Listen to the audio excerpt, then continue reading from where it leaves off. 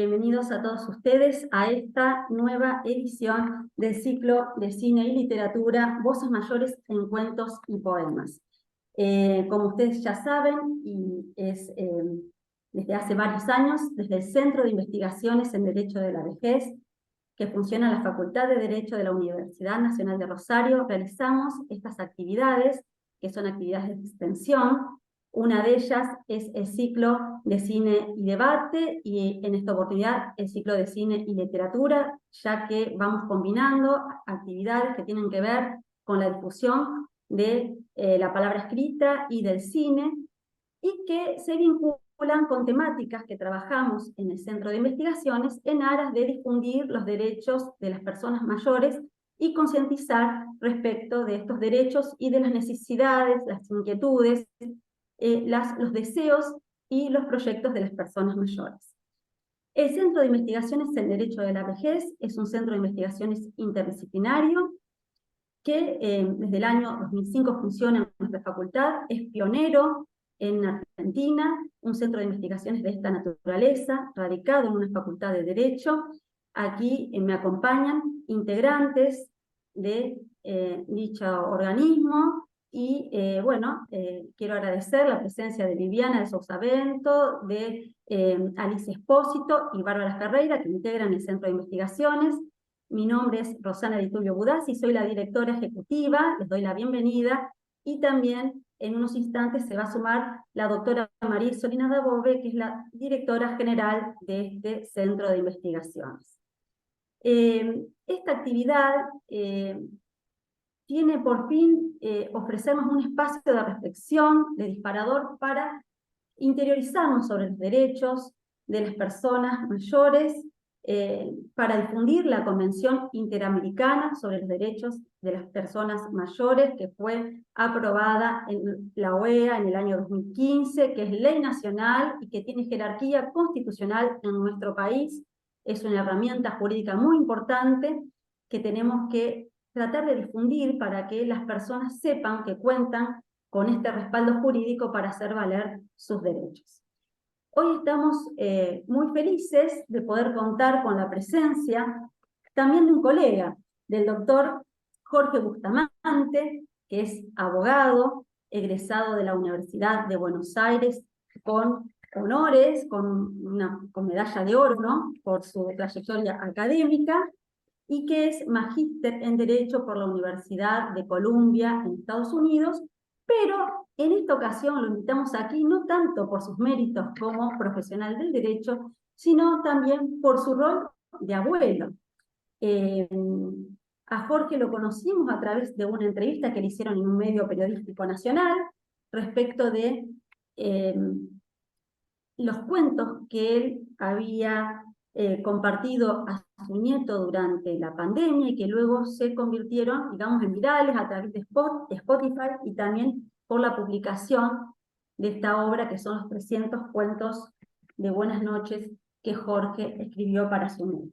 Así que bueno, le doy una calurosa bienvenida a Jorge y le cedo la palabra para que él, bueno, se presente y nos pueda relatar un poco más cómo nació esta maravillosa idea de convertir en libro estos cuentos que él, de manera afectuosa y de un modo de poder vincularse con su nieto durante la pandemia, fue hilando durante 300 noches.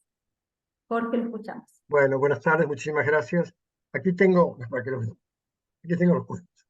Son 3 volúmenes en realidad, pero acá hay 2 a la vista. Y el cuento que yo contaré está en el tomo 2, pero bueno, un poquito más adelante. Bueno, esto en realidad comenzó siendo algo tan simple como un cuento una noche por teléfono, por WhatsApp, de a mi nieto, Ramón. De hecho, empezó el 24 de marzo, creo, del 2020, que me apareció un mensajito que decía: Abu, ¿me contás un cuento esta noche para dormir? Entonces agarré el teléfono y le reinventé un Gulliver. A la noche siguiente me pidió otro. Bueno, entonces descubrí que no estaba mal eso de contar un cuento cada noche, y al final se convirtió en un desafío ante mí mismo de todas las noches inventar un cuento. Y así llegué a los 300 cuentos, y cuando llegó el número 300, que era redondo, En el horizonte también tenía 365, que completaría el año, pero después hice el cálculo de más de 2 meses y ya había terminado la pandemia. Ya era bastante más complicado porque había interrupciones, ruido, tráfico. Corté en 300. Y todo esto dio lugar, sobre la marcha, a una cantidad de situaciones simpáticas, variadas, por contar una sola. Tengo un amigo colombiano que le relaté de esto, le gusta escribir, y me dijo, envíame, cuando tú envíes a tu nieto, envía a mí también el cuento para mis sobrinos. Allá fueron mis cuentos todas las noches a estos niños colombianos, 3 varoncitos. Pero cuando eso no se apreció en el cuento 120. Y me di cuenta en ese momento que el idioma argentino, están escritos en argentino, los cuentos están escritos, están dichos.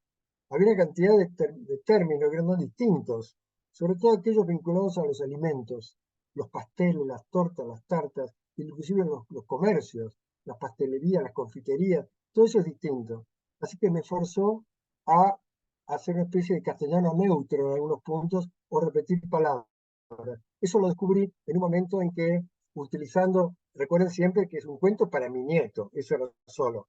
Entonces en un momento digo, sacó la zapatilla y tiene olor a pata, porque a los chicos esas cosas les divierten. Pero después me corrigieron en Colombia, me dijo, acá se dice pecueca. Ah, bueno. Pecueca es la pata. Y además no se dice zapatillas, se dicen las tenis. Bueno, entonces tuve que corregir el cuento y poner las tenis y la pecueca en doble léxico. Y hasta hay un cuento por allí que se llama La vaca sagrada colombiana, donde relato cómo una vaca colombiana se enteró que en la India no mataban las vacas. Entonces logró vestirse de india, pero de indígena colombiana, y viéndola vestida de india, la dejaron entrar en un barco que iba a la India, y en la India estuvo feliz, porque todo el mundo la honraba, y convocó a todas las vacas de Colombia, y Colombia se quedó sin vacas, con lo cual todo el mundo se hizo vegano. Bueno, eso es en honor a estos niños colombianos. Bueno, cada noche en un cuento, la mayor parte son inventos absolutos y otros serán tomando como punto de partida algo que me acordaba, porque García Márquez tiene en El amor en los tiempos del cólera una persona que en la plaza cuenta cuentos, perdón, escribe cartas para terceros, parecido al Cyrano de Bergerac también, ¿no? En la misma historia. Y entonces acá inventé un cuento de un enamoramiento de este hombre que escribía cartas, que le cambiaba las cartas a las dos personas que no sabían escribir, a él y a ella. Pero terminó siendo una historia de sueño. Bueno, también tomé el Ulises, el Odisea, el Troya, y mi nieto me mandó una foto a pocos días, un videíto que inventaba su propio caballo de Troya. Después conté Guillermo Tell, y él me mandó una manzana atravesada por 2 lados con 2 lápices, y en la puntita le puso la colita de una flecha. Así que muchos eran de ese tipo, algunos educativos de alguna manera, ¿no? Porque empezaban a entrar en temas, historias conocidas.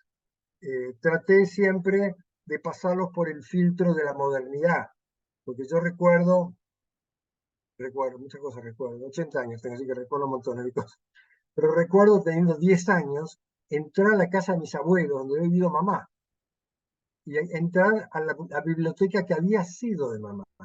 Y ahí había una colección de libros llamada Araluce, que todos los españoles la recuerdan. Cuentos y cuentos y cuentos. Y yo agarraba, por ejemplo, los cuentos de los hermanos Grimm y los de Andersen.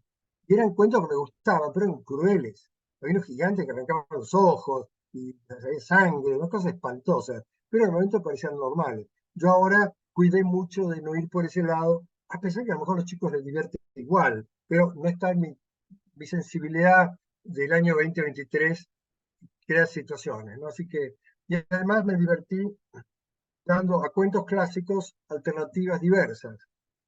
Por ejemplo, ustedes hacen así si alguno quiere interrumpir, ¿eh? Porque de repente me tomo toda la hora No, no, está opinando bien, lo yo. estamos escuchando muy atentamente. Bueno, había cuentos, por ejemplo, el clásico del grillo que canta y las hormiguitas que trabajan, que está el clásico, donde se condena al grillo por no trabajar y se aplaude a las hormiguitas por acumular y tener todo. Pero es una visión antigua, porque hay una visión ultramoderna que dice, no, acá realmente lo importante es el grillo, que canta mientras los demás solamente trabajan.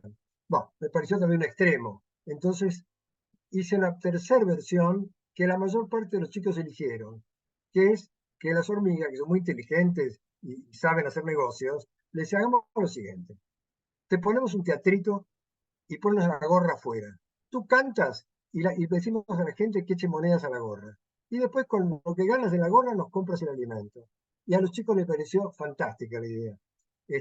Así que les di un twist así inesperado. Como eso hay varios, ¿no? Hay otros cuentos de una sirena que fue pescada por una red y un marinero la salvó y la tiró al mar. Después la visitó, se enamoraron, y finalmente el marinero la llevó a conocer su tierra con un balde de agua para que ella no se quedara seca, en una carretilla, y ella a su vez le invitó a visitar el fondo del mar, pero finalmente querían estar juntos.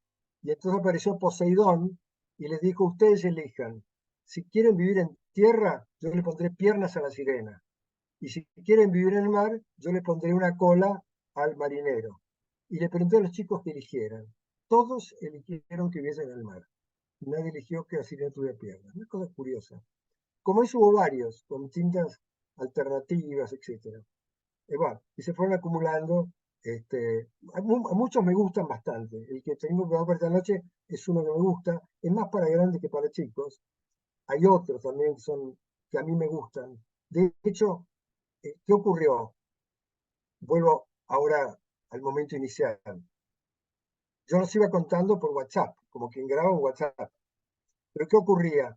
Eh, si alguien me golpeaba la puerta o ladraba un perro, me decía la comida está servida, yo interrumpía el WhatsApp y decía, el demonio, este cuento no lo tengo escrito. Tengo unos puntitos, pero era como tener una cantidad de cosas en el aire que se iba cerrando y tenía que terminarlo. Y de repente quedaba una piedra dando vuelta y en medio del WhatsApp se oía, está la comida que estás haciendo, wow, wow, lo que fuere, y me escorbaba.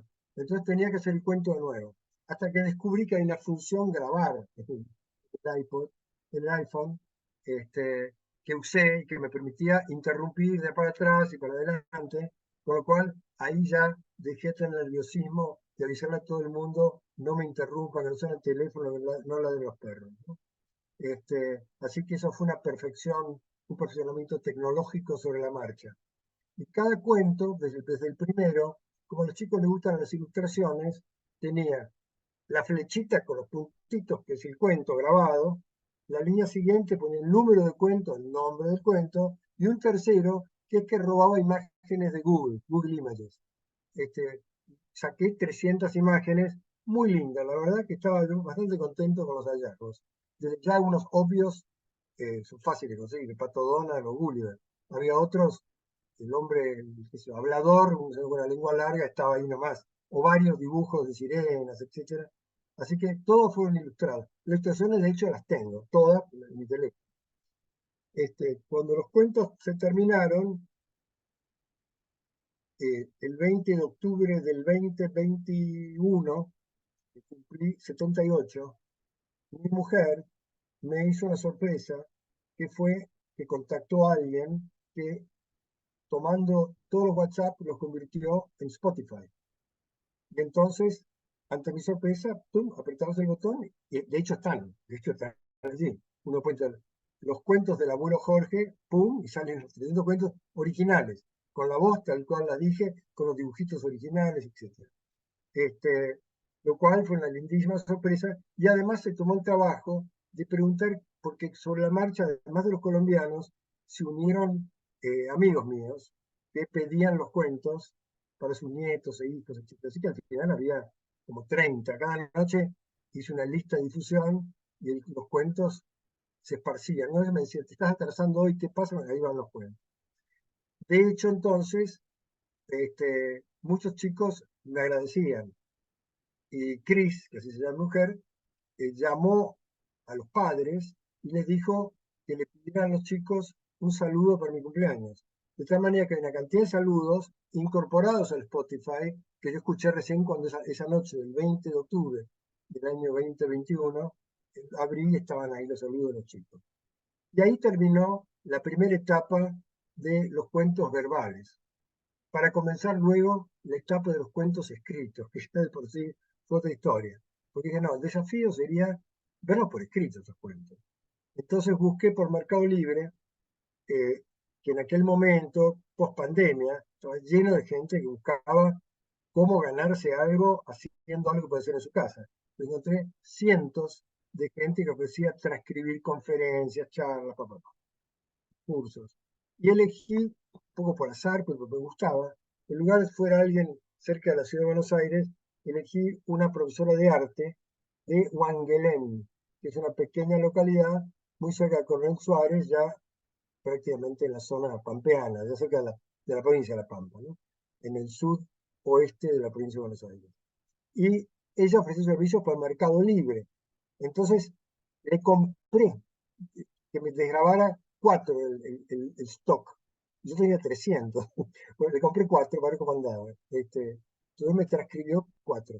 Y al tiempo le pedí el WhatsApp y le dije, mira, estos no son 4, son 300. Con lo cual, bueno, avanzamos de a 4 cuentos y me los iba desgrabando.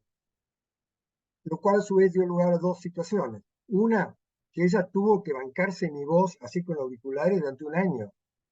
Escuchaba mi voz permanentemente, todos los días, lo cual yo le dije, este es un suplicio. No, un suplicio es un discurso, me dice. Yo fui a una conferencia, me divierto muchísimo con los cuentos, bueno, buena onda. Y además, tengo un amigo íntimo mío que había fallecido el año anterior, que tenía una hija, y la mamá, una única hija, que enterada, un día les conté esto, me dijo, Jorge, lo que me gustaría ser yo quien te los desgrabe. Yo, está bien, del 200 al 300 me lo haces tú, y del 100 a 200 me lo hará la profesora de Wangelén. Y así dividí el trabajo y se partió en dos, un poco también por darle cabida a esta chica divina, que yo adoro, y bueno, y poco a poco pasó, tal vez un poco menos que un año, pero en un cierto momento me llegó un documento Word de 2 partes, ¿no? Que los uní, que tenía 1600 páginas en Word, pero transcribiendo en Word lo que yo hablaba. Y el hablar está lleno de repeticiones, no hay comillas, no hay cosa aparte. Cada uno hizo lo que pudo, pero era en un blog. Y entonces dije, bueno, ahora yo lo voy a editar. Entonces me sumergí también como 6 meses, y que nadie me dijera que el día es lindo ni nada, porque yo quería que lloviera todos los días, hasta que terminase. Y empecé desde el cuento 1 hasta el 300, una edición que también fue educativa para mí, porque yo soy del año 43, terminé secundaria en 1961, y las reglas de gramática eran completamente distintas. Entonces, yo al final no sabía si el él, o tú, o ti, o todos esos vocales y eso, se acentúan. Antes no usaban la palabra tilde. Si se tildan, no se tildan.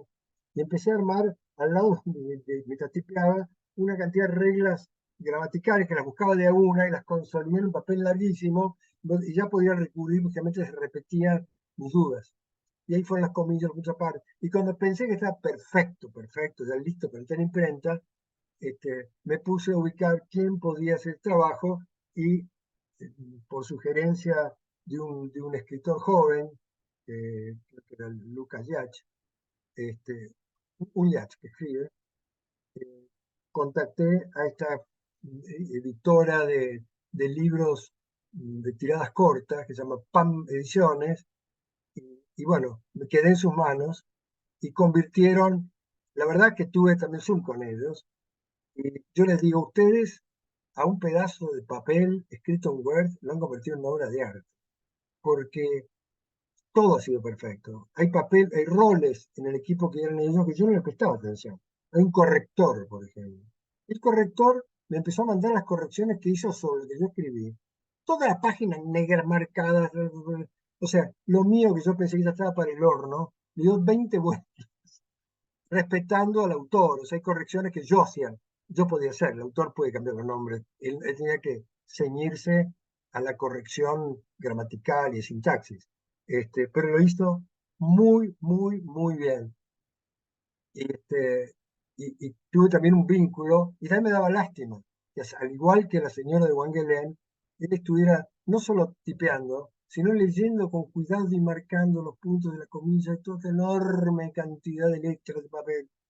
De hecho, eh, me mandó un WhatsApp que conservo el día que salieron los libros. Yo me emociono con estas cosas, ¿no? Porque a la vejez, viruela. Este, Cuando salieron los libros, me mandó un WhatsApp divino, el corrector, no era el dibujante, el corrector me dice, Jorge, se me está congelando la mano porque estoy en el supermercado y tengo en la mano no sé, una pechuga congelada. Pero acabo de enterarme que salieron los libros. Quiero decirte que la emoción que tengo, porque bueno, me halagó de alguna manera, diciendo, en cada cuento que yo tuve que revisar, se veía la carga de las historias que leíste, que escuchaste de tu madre, de tu padre, de tu mamá. Una cosa tan conmovedora, que lo tengo que borrar porque tenía una relación como objetiva con él y se volcó con emoción, fue divino.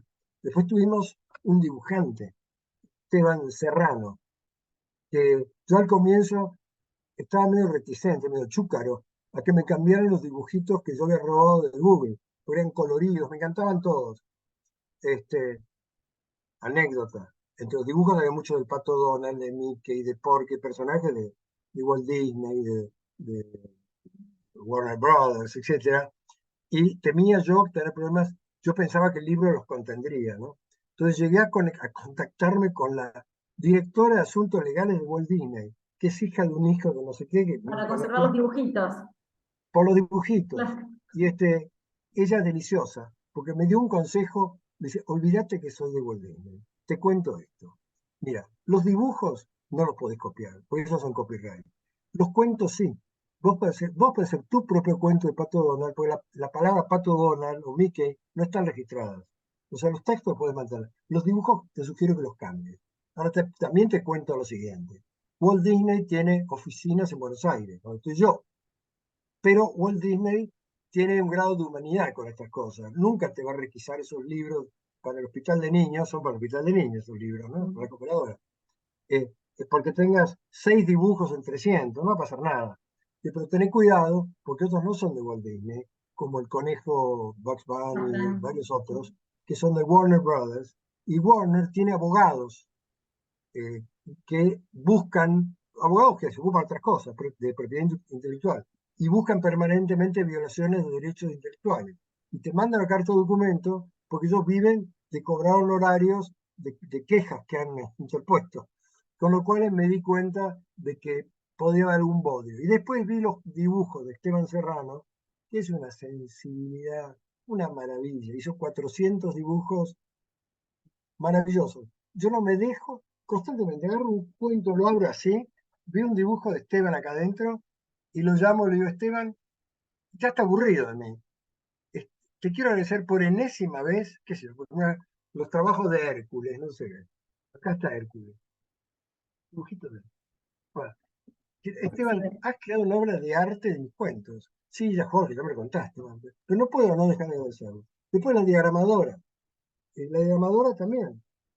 Armó de un texto Word por elegir cómo compuso las páginas, la letra eligió, letra bastante grande, no es chiquitita, se lee fácil, la separación, todo por eso son 3 volúmenes, ¿no? Porque trata de ser espaciado y dibujo, si no se podría comprimir en uno tal vez. Y finalmente la directora del circo, que era Sole Chegoyen, y su socia, que fueron fantásticas en todo el esfuerzo. Y un día crucial, aparecieron los libros y me llegaron y casi me desmayo. Yo pensé que eran, no sé, libros livianos, no tenía ni idea. Pesan un montón estos libros, cada uno pesa una tonelada. Este, y entonces le dije, pídale a la imprenta que ya mismo me mande, aunque sea un juego 3 para ir yo a buscar a mi nieto a la escuela y cruzar con él a la cooperadora.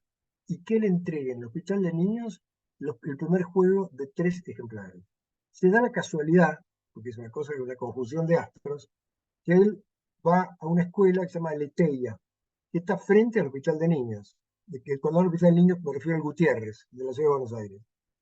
Entonces lo esperé en la calle, a la salida, salió, hola Abu, vino también la chica esta Agustina, que es amiga de mi hijo, que lleva la página de Instagram, no mía, sino de los libros.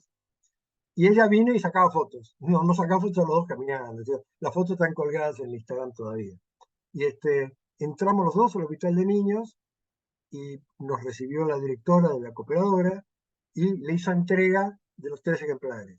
Y cuando terminó eso, que fue divertido, fue una cosa muy, muy simpática, yo le pedí permiso para recorrer el hospital de niños, porque si no mi nieto llevaría una imagen de un hospital de niños exclusivamente divertido, digamos, con libros, etcétera. Y él también tenía que ver qué hay detrás de un hospital de niños. Así que lo hicimos, fue una experiencia conmovedora.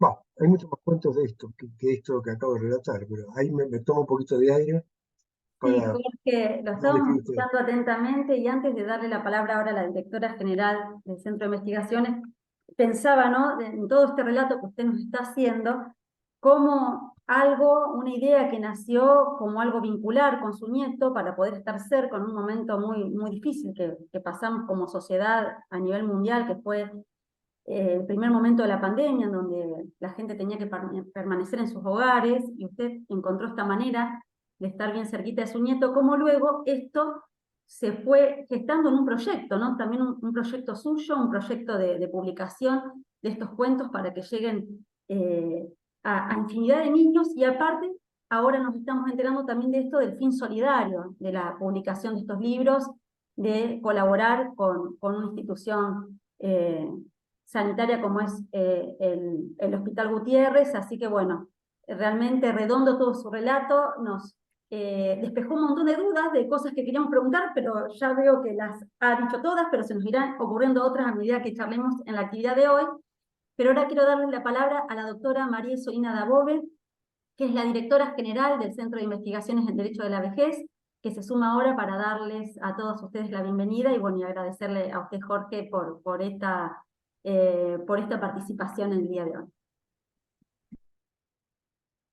Muy buenas tardes. Muchísimas gracias, querido Jorge, por estar con nosotras, con nosotros, por acompañarnos y sobre todo por convertir un hecho tan triste y tan angustiante como fue la pandemia en una fiesta y en un encuentro con su nieto que nos habla del potencial del arte, ¿no es cierto? Eh, bueno, imagino que en ese momento, Jorge, no tenías idea de la trascendencia que podía tener, ¿no? Pero me gustaría saber cuáles fueron las reacciones iniciales de tu nieto, ¿no? ¿Qué te decía? ¿Qué le parecía? Porque, miren, llegué un poco más tarde del inicio porque tenía que participar en un webinar para hablar sobre derecho y tecnología. Y bueno, hice referencia a la tecnología como una herramienta multifacética en relación al desarrollo de la vida de las personas mayores, porque tiene un lado oscuro, ¿no es cierto?, que es las dificultades para acceder a ella, pero también para usarla. No muchas personas mayores se han animado a aprender a usar el celular, las videollamadas, todo eso fue complicado en la pandemia, ¿no? Pero cuando se logra superar esa barrera, bueno, el camino es un camino de ida, ¿no? Como se dice, de crecimiento. En este caso, bueno, entonces les cuento esto para decirles que pido disculpas, he llegado un poco más tarde, estábamos trabajando en eso, pero este tema me liga a esto y a dos inquietudes. Uno, ¿cuáles fueron las reacciones de su nieto al inicio? ¿Qué decía él? Y la otra es si las llamadas eran por teléfono o se hacían a través de videollamadas. Y luego, ¿cuál fue tu impresión del podcast? Porque también es un formato al que no estábamos habituados hasta antes de la pandemia. Sí, al comienzo conté, pero es cortito, lo repito de nuevo, que yo Sí. grababa WhatsApps. Era la forma clásica cuando mando un mensaje de voz, igual que eso. Le agregaba otro rubro, otra línea, que era el título del cuento, y le agregaba un dibujo, una ilustración. Y ahí van saliendo los tres elementos.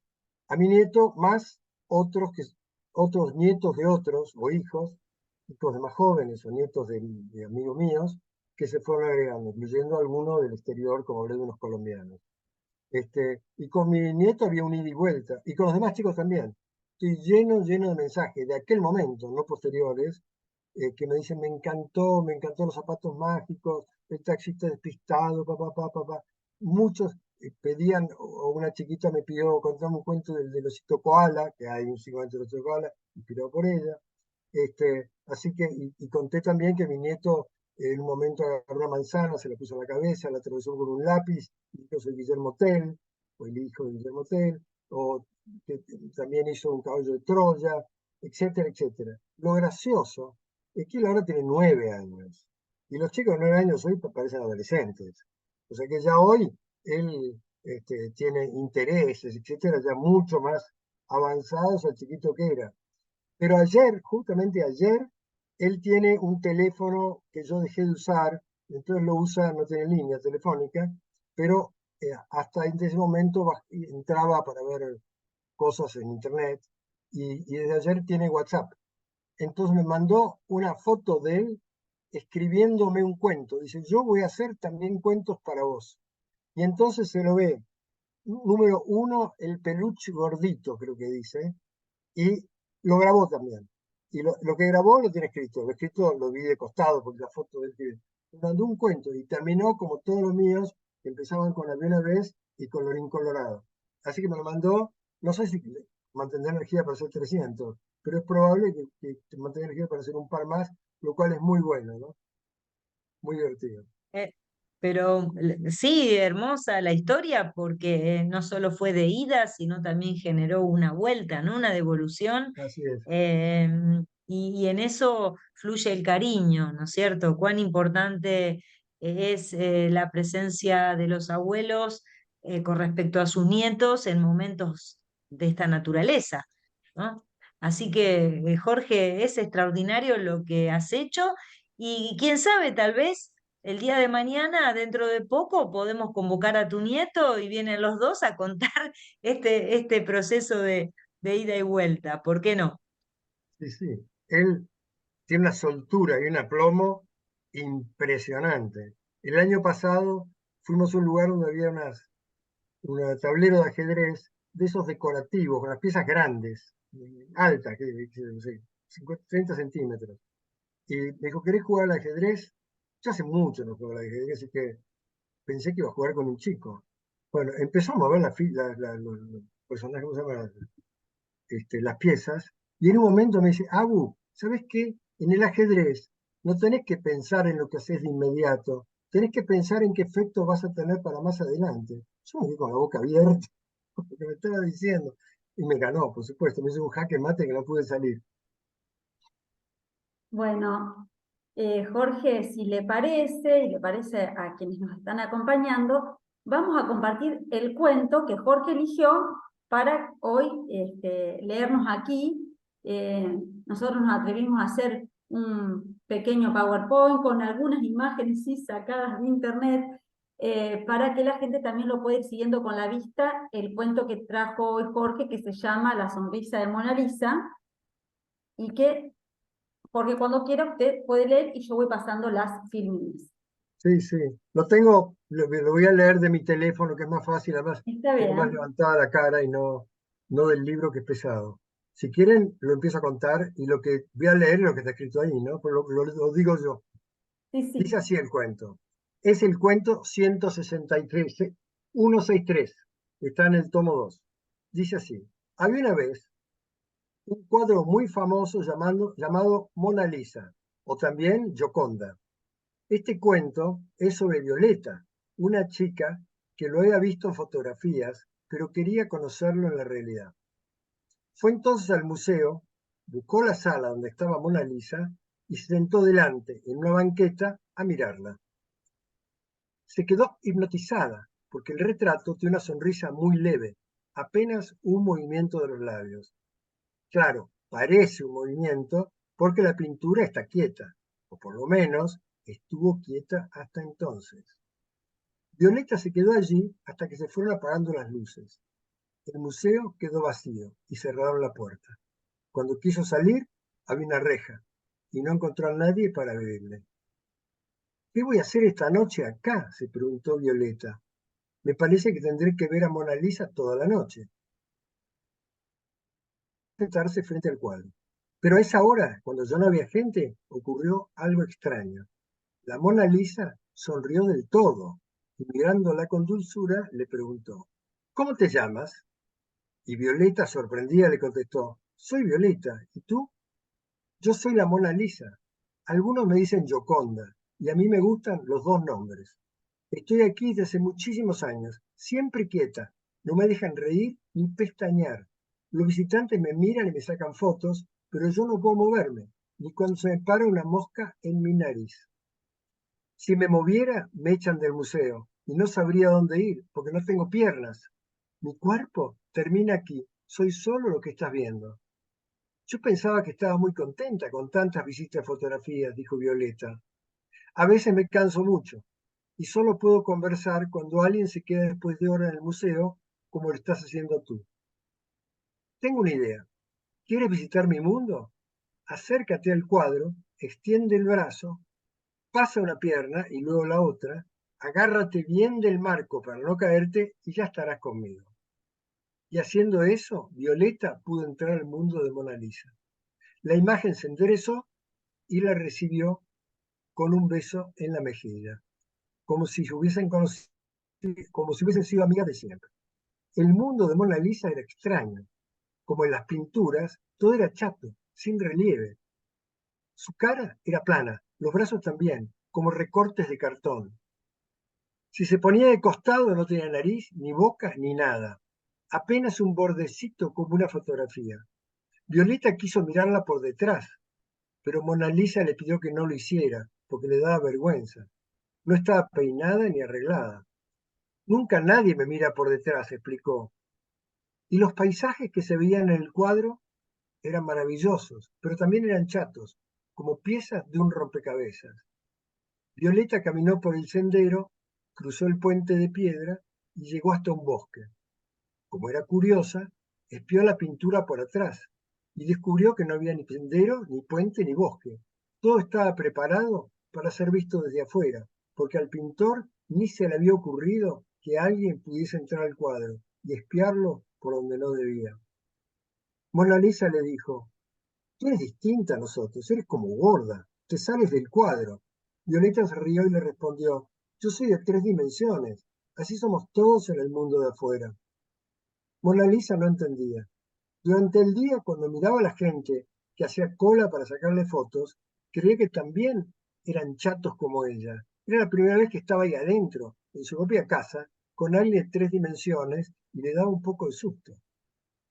Violeta siguió paseando con mucho cuidado para no estropear la tela o lastimarse con ella, porque las plantas, los edificios y hasta la misma Mona Lisa eran tan delgadas que casi tenían filo y podían cortarla. Mona Lisa le propuso conocer más el museo. Y entonces Violeta le preguntó, ¿saldrás de tu cuadro? Mona Lisa le contestó, no es necesario. Todos los cuadros los visitamos entre nosotros durante las noches. Lo hacemos por detrás de cada uno. No tenemos por qué salir al pasillo. Mira, caminaron por detrás y llegaron al cuadro vecino. ¡Qué sorpresa! Ahora estaban las dos en una batalla, con soldados, cañones, sables y espadas. Pero todos eran chatos como la Mona Lisa, y además estaban quietitos. Ninguno se movía, como una verdadera pintura. Violeta tocó la punta de una espada y cortaba. Tocó una lanza y pinchaba. Los soldados parecían dar gritos de guerra, pero sin sonidos. Estaban fijos sobre sus caballos. Era una batalla que no avanzaba nunca, como una foto. Siguieron de paseo, entraron a otro cuadro, donde había mar, una tormenta y un barco. Mona Lisa le confesó a Violeta que le daba miedo ese cuadro porque le tenía terror al mar. Yo siempre estoy sentada dentro de mi marco, en el campo, y nunca aprendí a nadar. Aquí tengo miedo de ahogarme con esas olas enormes. Violeta la tranquilizó. No tienen nada que temer. Y con su mano tocó las olas y, como imaginaba, estaban tan quietas como los soldados de la batalla. Y por detrás de la tela no había mar, ni olas, ni tormentas. En el barco pintado, el capitán luchaba por mantenerlo a flote, aunque estuviera quieto, pero con el mar revuelto. Cuando los vio, los saludó con un guiño, pero se sorprendió al ver a Violeta tan grande y gorda que ocupaba casi todo el espacio. Pasaron al siguiente cuadro, que era una naturaleza muerta. Una canasta con frutas, verduras y flores, tan perfectas que parecían verdaderas. Violeta las tocó, pero también eran chatas, aunque tan reales que casi podía olerlas. Mona Lisa no la entendía, pues si eran chatas como ella, eran reales. Le contó a Violeta que una vez en ese cuadro había una manzana tan tentadora que se la comió. Y por eso ahora, cuando alguien lo mira, se sorprende al ver que en medio del montón de frutas hay un agujero, falta algo. Y es la manzana que se comió Mona Lisa, la vecina del lado. Violeta se rió mucho con el cuento. Estar allí era como vivir un sueño, pero aplastado. Volvieron por detrás de los cuadros hasta que un destello de sol contra una pared la sobresaltó. Y Mona Lisa le dijo, apurémonos, porque está por salir el sol y abrirá el museo. Si me encuentran fuera del cuadro me van a castigar. Hasta podrían quemar mi cuadro si la Mona Lisa no está dentro. O en castigo me mandarían a otro museo. Llegaron el cuadro y al despedirse Mona Lisa le dio un gran beso y le dijo, gracias por venir a visitarme. Siempre te reconoceré cuando vuelvas aquí. Violeta salió del cuadro, tomándose del marco, puso un pie afuera, luego el otro, y volvió a sentarse en su banco. Mona Lisa se quedó quietita como siempre, pero con una pequeña diferencia. Le guiñó un ojo y además se sacó su collar de perlas y lo entregó a Violeta, quien se lo puso al cuello. Luego fue a la salida, porque el museo había abierto, y el guardia la sorprendió. ¿Qué haces acá a esta hora, tan temprano? Se cerró el museo y no me di cuenta, explicó. ¿Te estás robando algo? El guardia la revisó buscando si llevaba alguna pintura, pero nunca pensó que ese collar que tenía Violeta en su cuello fuera de Mona Lisa. Y si ustedes miran el cuadro de Mona Lisa ahora, verán que no tiene ningún collar de perlas. ¿Por qué no lo tiene? Porque se lo llevó Violeta a su casa. Así como en su momento, Mona Lisa se comió la manzana, que no está más en la naturaleza muerta. El collar de perlas tampoco está en el cuadro de Mona Lisa. Y si alguna vez van a París y visitan el Museo del Louvre, fíjense bien, siéntense frente a Mona Lisa y si dice que son amigos de Violeta, ella le guiñará un ojo. Y colorín colorado, este cuento se ha acabado. Bueno, muchas gracias, Jorge. Hermoso, realmente, eh, Hermoso. realmente el caudal de creatividad, ¿no? Para relatar este cuento y mientras yo lo leí varias veces, cuando usted nos lo pasó, nos lo compartió para que podamos hacer el PowerPoint y hoy publicarlo aquí, pensaba si usted estos cuentos, cómo los iba armando, si los pensaba previamente durante el día para después contarle a su nieto o le iban surgiendo a medida que iba grabando el audio, eh, No, los iba armando. digamos, a una cierta hora de la tarde empezaba a pensar qué clase de cuento iba a tener esa tarde, ¿no? Esa noche. Los cuentos solían salir a las 8 de la noche. O sea, a las 6, por ahí empezaba, o más temprano. De repente estaba haciendo ejercicio o algo y me venía una idea. Pero después hacía puntos, rayitas, puntitos para no perderme, porque uno tiene que poner los hitos, y con los hitos no se va del cuento. Ahora, en medio del cuento lo rellenaba, está lleno de cosas ahí, que el alimento mío, del collar, etcétera. Se me iba ocurriendo a medida que lo iba diciendo. Así que nada, me ayudó la imaginación, la soledad y además me gusta inventar cosas. Estaba como parte Pero, del aula. Jorge, ¿vos habías escrito antes así textos literarios o la Sí, profesión sí. de la abogacía te ayudó? No, bueno, un poco de todo. Como sabéis, los abogados son bastante, les gusta, así, ¿no? Me gusta el violín. Este, había escrito, siempre me dio por escribir poemas y cosas, pero privados, y cosas que no, nunca se publicaron. Así que esto de, perdón, y además los cuentos no los escribí, eran cuentos dichos. Eso es importante saberlo, porque la verdad que si me hubieran dicho, escribí 300 cuentos, no lo hubiera hecho. Lo escribió otro, yo los dije, otro lo escribió, yo los corregí, y ahí terminaron siendo. Yo no sé si hubiera escrito 300 cuentos. Pero sí, siempre me ha dado un poquito, en alguna entrevista dije que mi madre había sido profesora de letras, aunque no practicaba las letras, era una ama de casa cuando yo tomé conciencia de lo que mamá hacía, digamos, ya cuando Yo tenía ese 8, 9, 10 años y empecé a entender más cómo funcionaba la familia. Mi padre era profesor de Derecho Civil. O sea, en mi casa, los fines de semana, papá estaba corrigiendo exámenes, preparando clases, y mamá acompañándolo, muy lectora.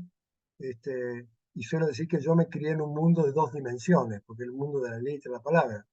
Y después conocí gente que vivía más en el mundo de las terceras dimensiones, gente que, el tema de campos, de industrias, o qué sé yo, y yo, mi mundo era más bien la palabra, escrita o hablada.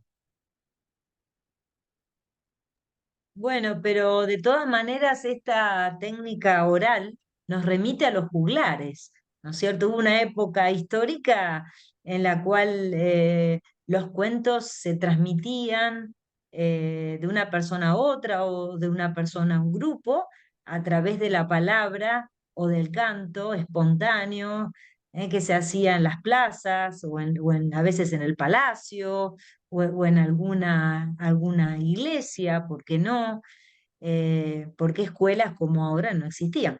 Así Claro. que me parece muy lindo y además habla de una obra colectiva, porque como bien decís, vos generaste la materia prima, ¿no es cierto? El cuento, lo decías, los grababas y después alguien lo transcribió y así de alguna manera todos pusieron su mejor empeño para que esta obra se haga realidad, ¿no? Se transforma en un cuento que va a perdurar.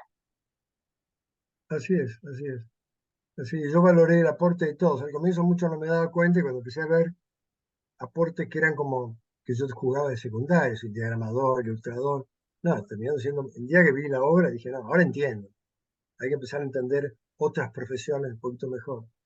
Y todos se fueron coordinando para hacer esto. Fue Así muy es, lindo.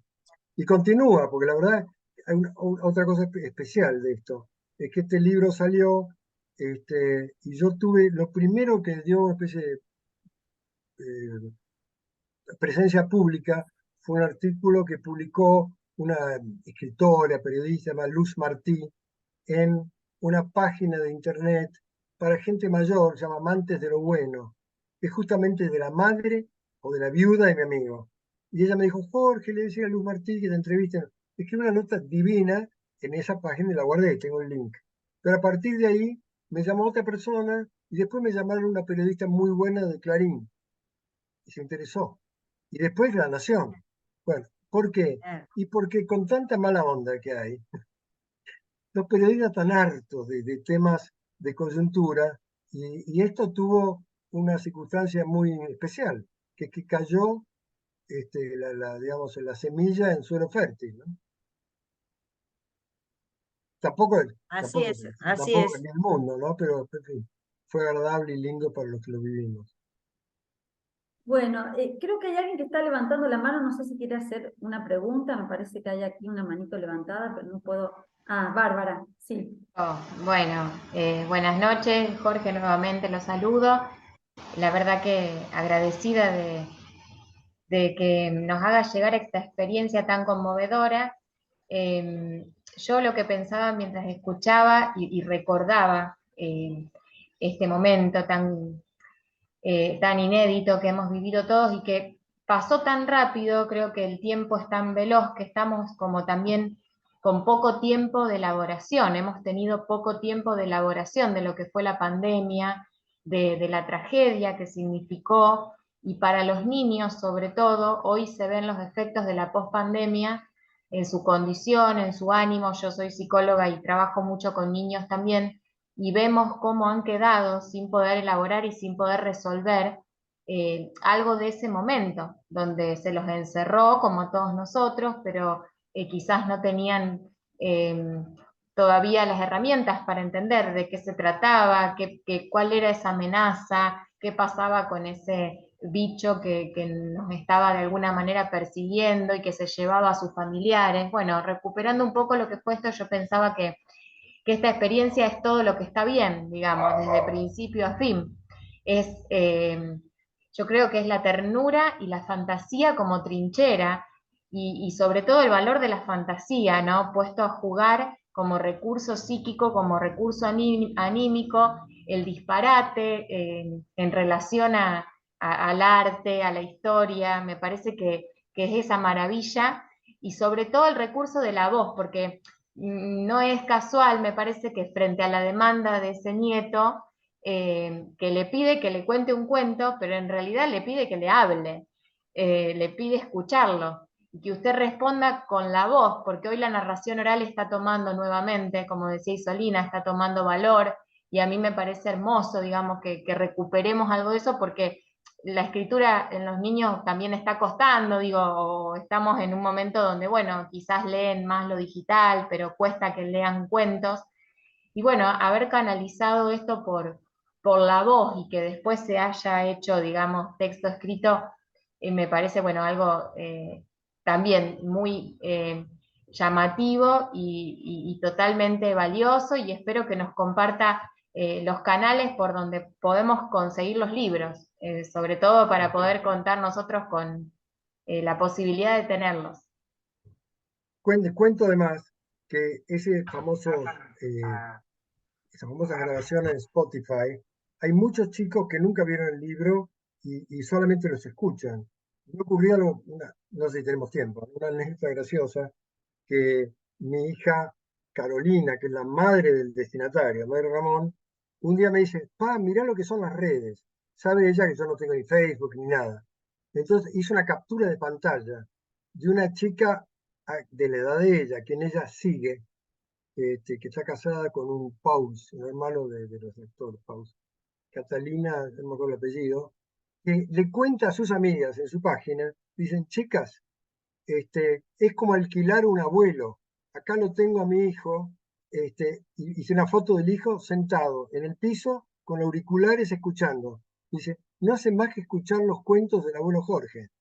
Y entonces cuando le digo, ¿de dónde sacaste eso? Me lo contó el abuelo Jorge. Y entonces mi hija irrumpió en la página de ella y le dijo, hello, yo soy la madre de Ramón. Y la chica contesta, me muero, me muero.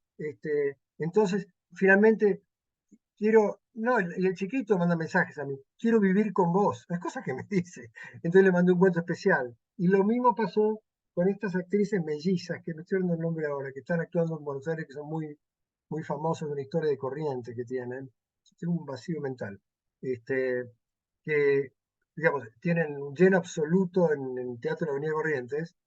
Y el cuento es que me aparece también un, un amigo mío, más joven que yo, que me dice, mi hijo escucha tus cuentos por Spotify todas las noches, está muerto, y entonces te va a mandar un saludo. Mi amigo se llama Diego, y yo me llamo Jorge. El chico dice, te quiero conocer. Esa es la chica, se llama Cora. Si tengo un hijo, lo voy a llamar Jorge, y si tengo dos, lo voy a llamar Diego, según.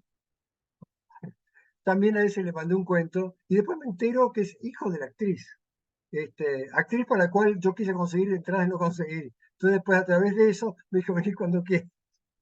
Bueno, son situaciones como curiosas que se fueron enlazando, pero estas a través de los cuentos hablados, no de los cuentos escritos, no tienen los libros.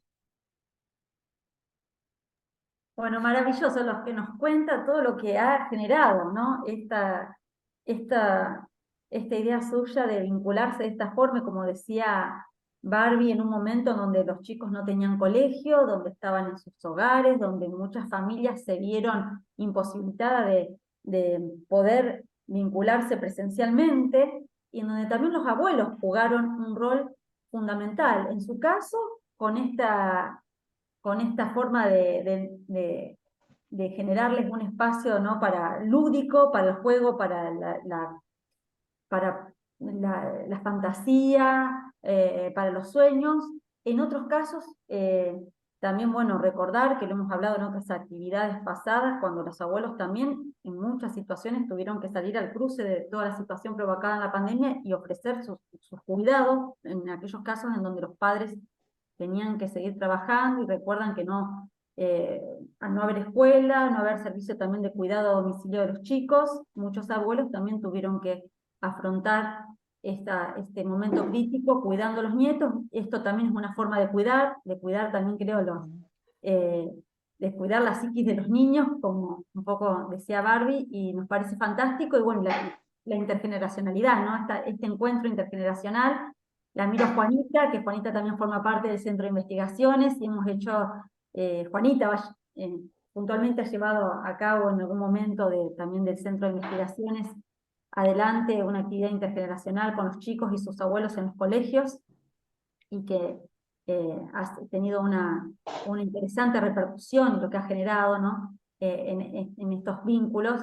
Así que bueno, estamos muy agradecidos de que usted se haya tomado este tiempo para compartir con nosotros. Y ahora dejamos los últimos minutos, ¿no?, de la actividad para si alguien que está en el público quiere decir algunas palabras. La veo ahí a Alicia Espósito, que está levantando la mano. Te cedo la palabra, Alicia. Bueno, Jorge, felicitarlo. Esta obra de arte es tan buena porque sale desde el corazón. Yo como abuela me he identificado totalmente con esto. La verdad, es especial, totalmente especial. Lo felicito y por supuesto que mi nieto a partir de esta misma noche va a tener sus palabras, sus cuentos. Para eso está. Gracias, gracias. Gracias, Alicia. Bueno, no sé si alguien más quiere. Viviana, veo que levantó la mano también. Bueno, Jorge, la verdad que lo felicito y sinceramente me encanta que un abogado haya podido escribir cuentos para niños, ¿no? Que se haya salido de ese encasillamiento, fundamentalmente en nuestra profesión, que parece tan rígida en algunos momentos, depende a lo que nos dediquemos. Saliendo de esa rigidez y habiendo hecho lo que usted hizo, todo significa una transformación. Me gustaría, más allá de todo lo que dijo, si en 2 palabras puede expresar qué ha cambiado en usted, en su nieto y en la relación entre ambos. Bueno, con mi nieto la fortaleció, porque uno tiene una tendencia a enseñar siempre, a educar nietos, darle clases, fábulas, etc. Pero esto fue una manera muy inusual de transmitirle valores, anécdotas. Él recuerda cosas, me impresiona, porque los chicos son como un secante. Él escuchó 300 cuentos, no los leyó. Y yo de repente agarro al azar, agarro acá el cuento El pato Donald, el regreso de Ulises, que lo tengo acá adelante, con el tema del gigante Polifemo. ¿Y no te acordás del gigante Polifemo? Por supuesto, Abu, es aquel que tenía un solo ojo, que Ulises se lo pinchó y que le dijo: Ulises, mi nombre es nadie. Entonces, cuando Polifemo pide ayuda, dice: nadie me atacó, nadie me hirió, entonces los demás gigantes no van a ayudarlo. Se acuerda perfecto de eso, se acuerda de todo. Es algo impresionante. Y es más, ahora viene él contándome cuentos a mí, me los está escribiendo. O sea que es una delicia, es una manera de haber entrado distinta de la formalidad y la tensión del abuelo-nieto, que el abuelo viene con su carga psicológica, su edad, etc. Le entré por otra puerta y él ahora me enseña a mí, cosa que me encanta. Bueno, qué hermoso. La verdad que nos quedaríamos horas hablando con usted, porque todo lo que nos cuenta nos parece fascinante. Nos parece, como dice Bárbara, que es todo lo que está bien, porque usted se lo ve con proyectos reactivos.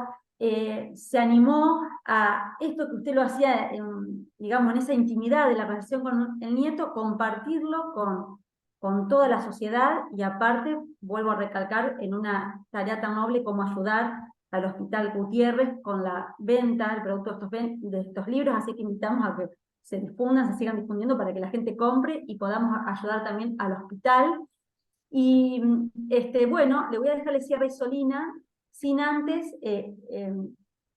no quiero irme antes de decirles que esta grabación queda alojada en nuestro canal YouTube. Ahora, Bárbara, si podés tipear aquí cómo se llama el canal YouTube, el nombre completo, para que la gente pueda ingresar y ver luego esta grabación que en términos de 1 hora más o menos ya va a estar colgada en el canal YouTube. Así que bueno, le cedo la palabra a Solina para que haga el cierre de la actividad. Gracias. Muchas gracias, Rosana.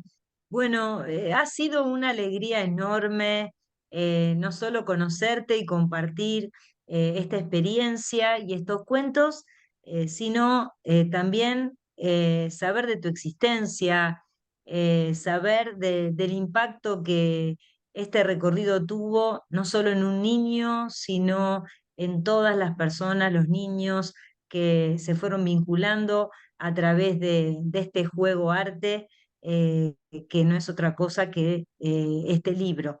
Muchísimas gracias por ayudarnos a creer nuevamente en la potencia del juego, a ayudarnos a tener esperanza, esa, la que es rica en posibilidades porque surge del amor, de la ternura, de la alegría que producen estos encuentros tan maravillosos en una relación como es la de los abuelos y los nietos.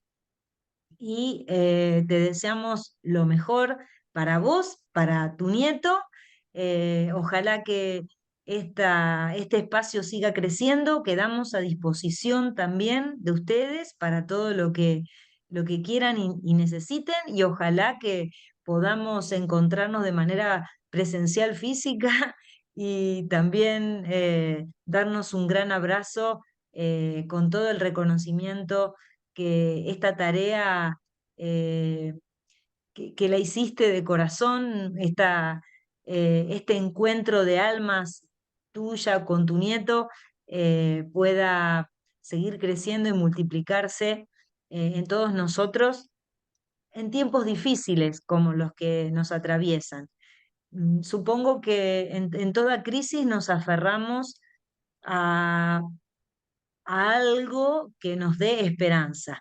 Sin duda, los afectos, este tipo tan particular de relación, la de abuelos y nietos, es una fuente inagotable de alegría y de esperanza, y lo normal era que terminara en arte, que terminara este vínculo en palabras de amor, como son estos cuentos que fluyeron desde tu corazón, como se dijo antes. Muchísimas gracias, quedamos, reitero, a disposición.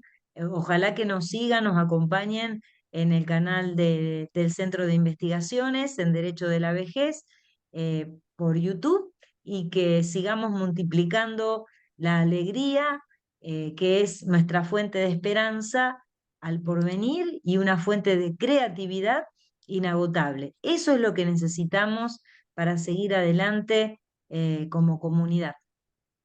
Gracias, un abrazo enorme. Bueno, gracias a ustedes. Un gusto haberles compartido esta hora con ustedes. Gracias. Chau, chau. Gracias, hasta pronto. Lástima que es abandonar esto.